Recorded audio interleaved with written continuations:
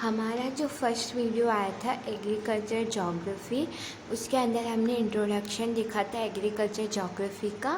उसमें हमने देखा कि एग्रीकल्चर जोग्राफ़ी की जो टर्म है वो कहाँ से डिराइव करती है, और हमने उसकी वर्ड मीनिंग के बारे में समझा था। फिर हमने एक और टर्म जियो एग्रीकल्चर उसमें डिस्कस किया था। ये वाला जो वीडियो है इसके अंदर हम स्कोप एंड सिग्निफिकेंस जो है एग्रीकल्चर जोग्राफ़ी वो डिस्कस करेंगे। एग्रीकल्चर जोग्राफ़ी का जो डेवलपमेंट है वो बहुत रिसेंटली है। ये 20th सेंचुरी की one of the highly developed branch है जोग्राफ़ी की। कुछ डिकेड पहले अगर हम बात करते तो ये एकदम प्रिमिटिव स्टेज में थी इसके डेवलपमेंट में। रिसेंटली क्या हुआ, जैसे ही साइंस और टेक्नोलॉजी का डेवलपमेंट हुआ तो जो एग्रीकल्चर जोग्राफ़र है उन्होंने इसकी जो डेटा है, जो कॉन्सेप्ट्स है, इंटरप्रिटेशन किया क्वान्टिटिवली, ठीक है। और नाउ और अब जाकर ये पूरी तरीके से एक मैच्योर स्टेज में, ठीक है।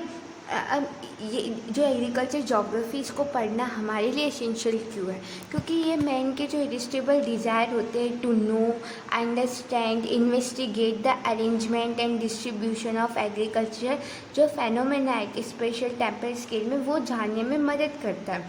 ओके, एग्रीकल्चर जोग्राफ़ी का जो डेवलपमेंट है वो बहुत ज़्यादा इम्पॉर्टेंट है ना।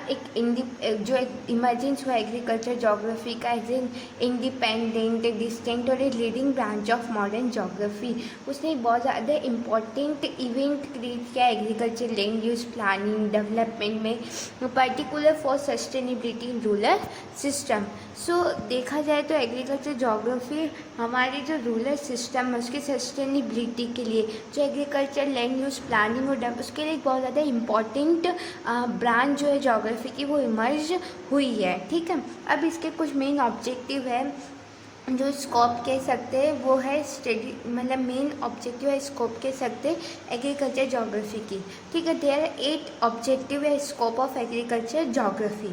सो पहला ऑब्जेक्टिव यही है to explain how different kinds of agriculture are distributed over the earth and how this function spatial arrangement. हमें सबसे पहले ये समझना है कि डिफरेंट काइंड्स ऑफ एग्रीकल्चर क्यों डिस्ट्रीब्यूटेड होती है अर्थ पे और कैसे फंक्शन करती स्पाशियल अरेंजमेंट के साथ। Second point है to understand how particular type of agriculture have developed in a particular areas and how these are similar to or different from farming in other areas.